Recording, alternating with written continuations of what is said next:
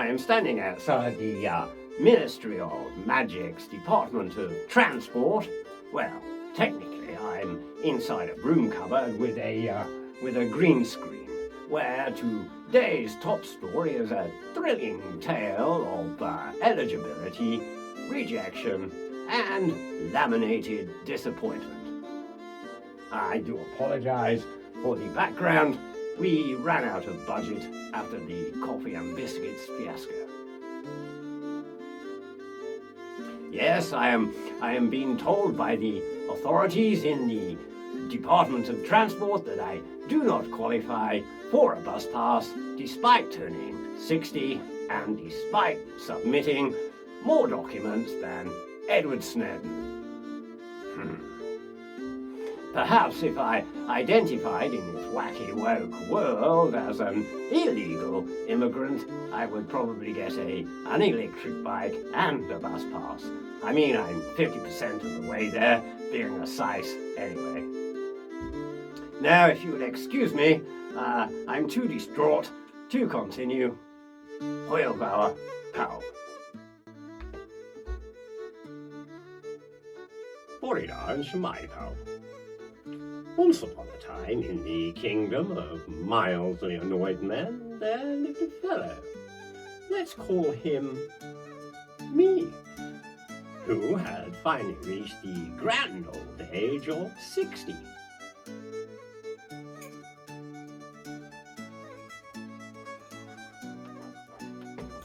And as tradition dictates, when one turns 60, one is granted the Sacred Scroll, known in Muggle language and modern tongue as the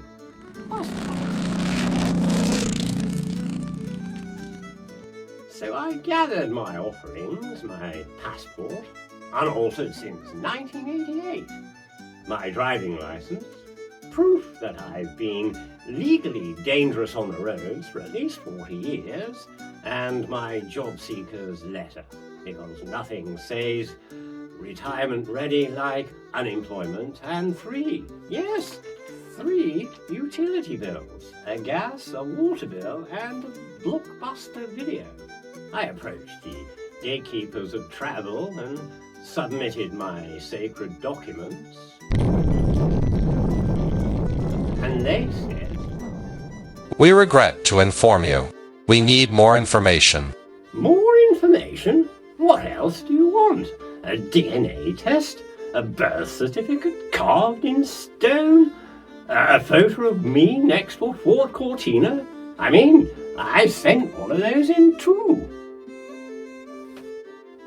I've even sent a video of me blowing out 60 candles and wheezing for 20 minutes afterwards. Surely that's proof enough. They say the bus pass is free, but what they don't tell you, it costs everything else.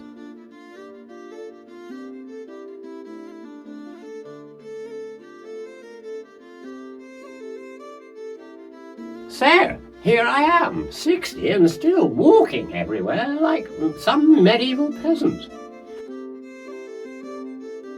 I mean, I've climbed more hills than a Scottish goat. But fear not, dear viewers. I will reapply. I will resubmit. I will scan every shred of my existence, and one day I will ride that number 47 to Morrison's with dignity, to freedom, to pensioners, to war with bureaucracy. You see, the authorities, these elusive beings in reinforced glass and take-a-number machines, they live by strange rituals. I call the helpline. Press 1 if you're over 60. Press 2 if you've submitted your application. Press 3 if you're losing the will to live, and press 4 to repeat these options until the heat of death of the universe. I pressed 3. They asked me to upload proof that I'd lived at my address for more than 6 months. So I sent a photograph of me mowing the lawn in the winter and again in the summer, in the same slippers. They also wanted a selfie of me, holding today's newspaper, my birth certificate, and a utility bill. Like I was hostage to my own age. Disgraceful behaviour. And yet they still said no. You know what I think? I think it's a test. They want to see if we can navigate scanners, PDF converters, online forms with drop-down menus that vanish if your hand trembles, or you have mild Parkinson's.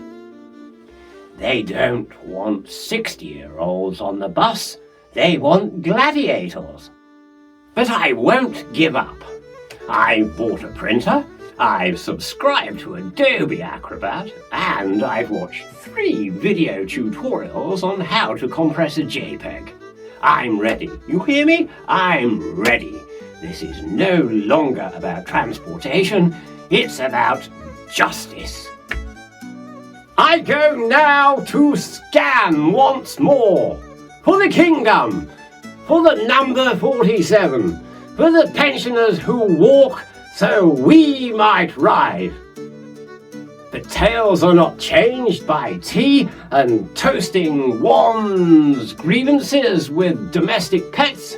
No, this calls for something more. Action!